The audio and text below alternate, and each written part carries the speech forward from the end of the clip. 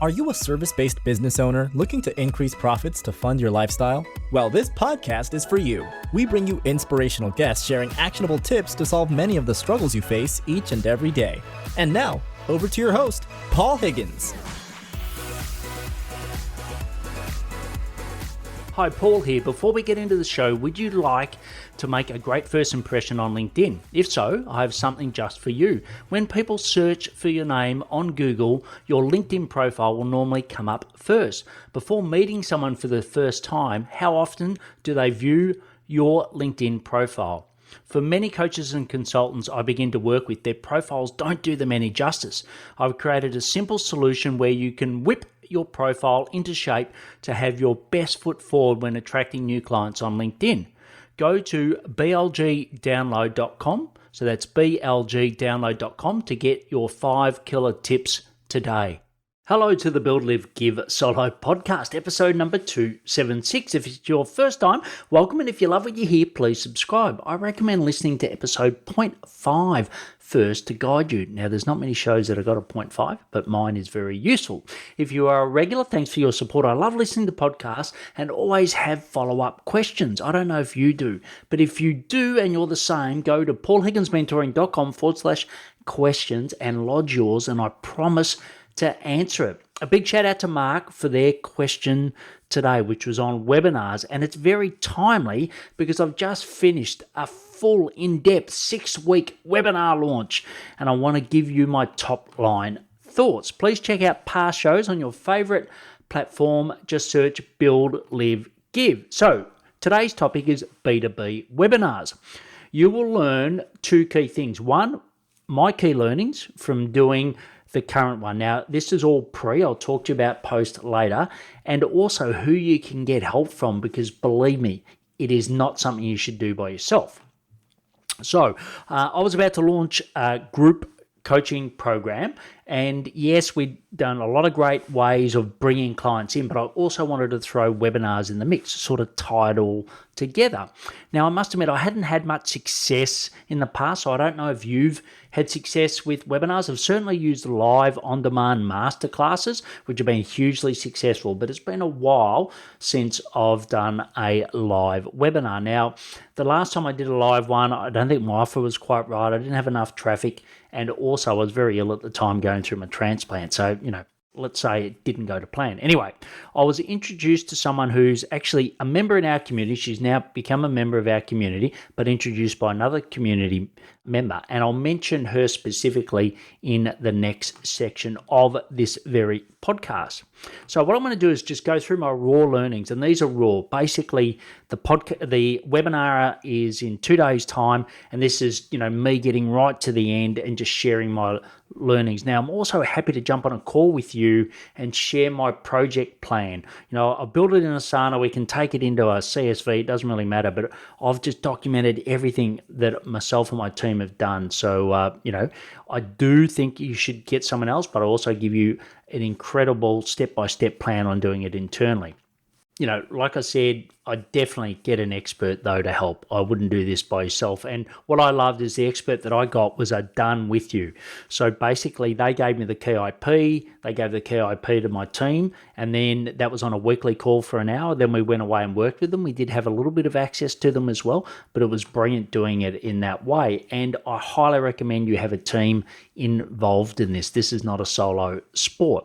So the first key thing was build your list, right? Because as people say, you build all of your audience on social platforms. For us, it's particularly LinkedIn, but then you actually do the selling and the conversion on your list. Now, I must admit, I had an okay list. It was about 700 strong, but I've got 16,000 first connections on LinkedIn. So it was a big disconnect. And I also had about 400 people in my sales CRM that I'd had great conversations with. They knew me personally, but I'd never actually asked them to go on the list. So long story short, Jules Dan, as you can find him in LinkedIn, will actually have the links to his profile as well, helped us out, and he wrote a fantastic reactivation program, and it did 2 things. One, it helped bring people to the list, but it also got new members into my sales machine, which is my membership program. So that was great. Thanks, Dan, for your help.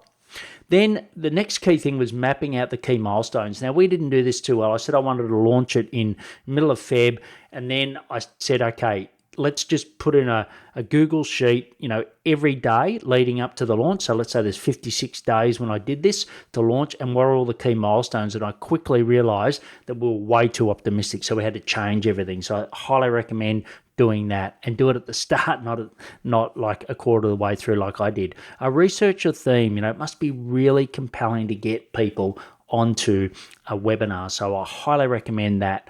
The next thing is the Rego page, right? So I think it should have a video, but also it should be written by someone that's done the research. So Jules did a lot of research on my ideal client, spoke to my clients, past clients, and he used that to help me improve the copy. I did the first copy by myself and it was atrocious, and then he improved it. So you can check that out. I think it's still live by my team, which is paulhigginsmentoring.com/sales.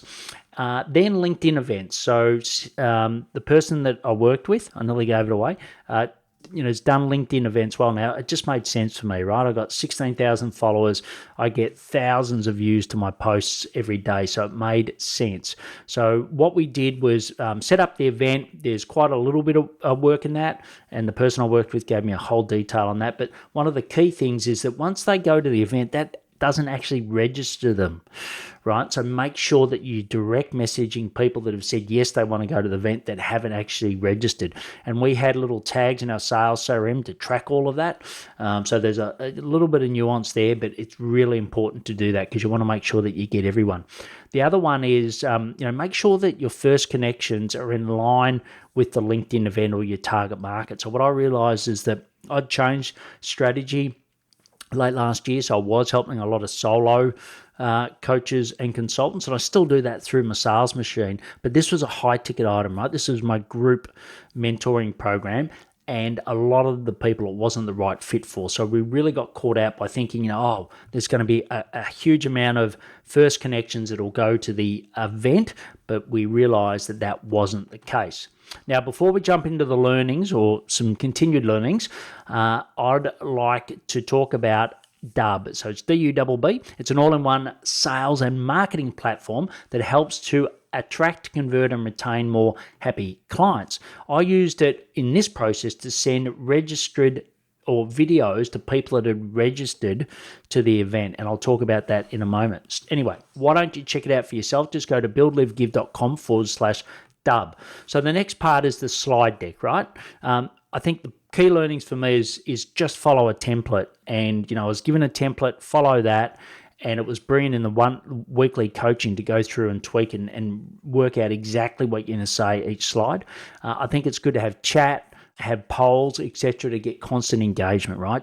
Make it like I am. I'm talking to you, and I hope you feel that, rather than talking at you. That's the big difference. Have a bonus for all the people that attended the event.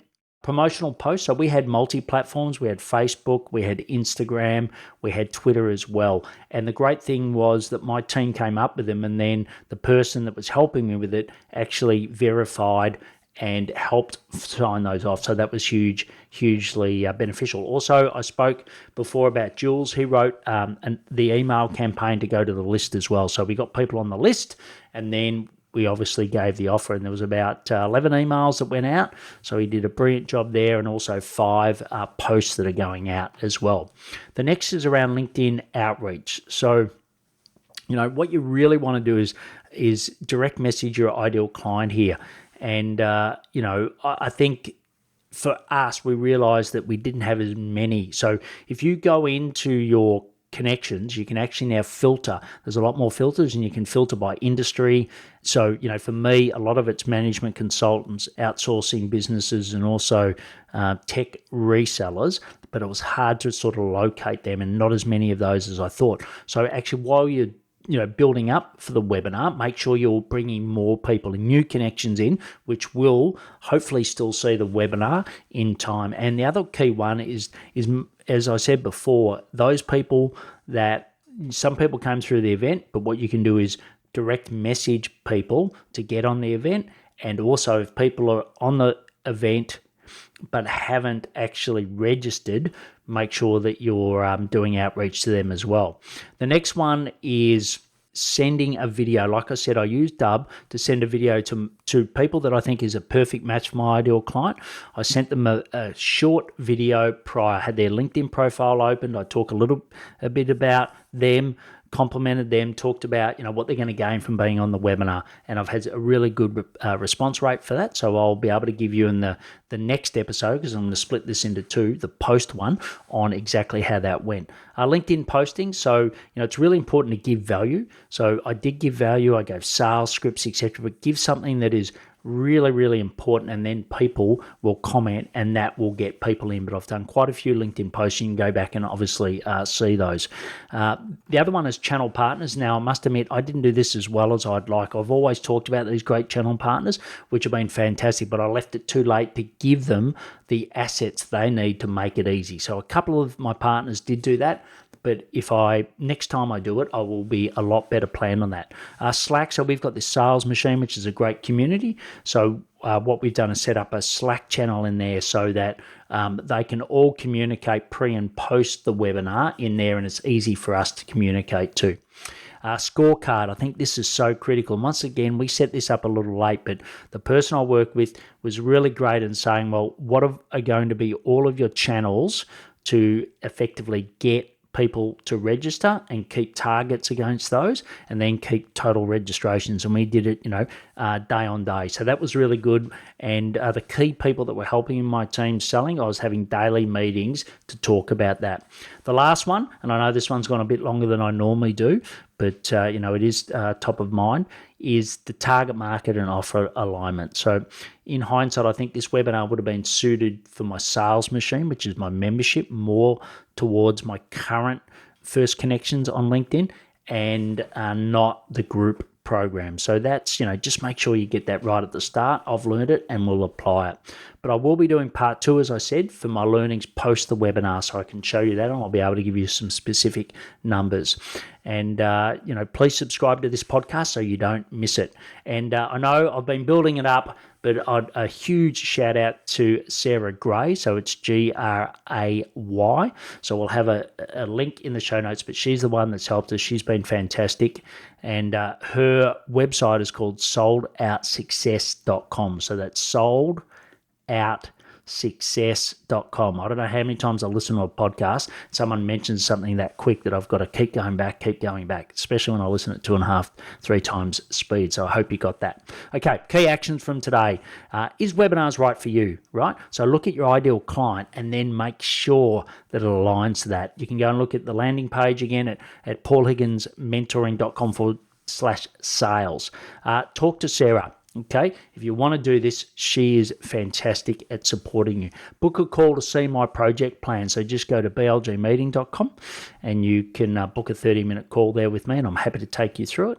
And also subscribe for my post learnings as well. So as I mentioned before, so you can get all the links in the show notes at paulhigginsmentoring.com/podcast, episode 276, or on the app you're listening to now. I recommend the Pocket Cast app. Listen also to point 5, as I said before. And if you want to know if you're going to have a high or low 7-figure service business in 2021, bit of a mouthful, go to paulhigginsmentoring.com/assessment. All these links, I know it's hard to write them all, they're all in the show notes. And that assessment will, it's 15 questions in 3 minutes, but it's got a real outcome at the end. Please follow me on LinkedIn. If you know someone interested in webinars, please share it with them. They would love you for it. Remember to ask those follow-up questions as well, just like Mark did. So that's paulhigginsmentoring.com/questions. Please take action to build, live, and give. Thanks for listening to the Build, Live, Give podcast. If you like what you heard, please share it and leave us a review. It would mean the world to us.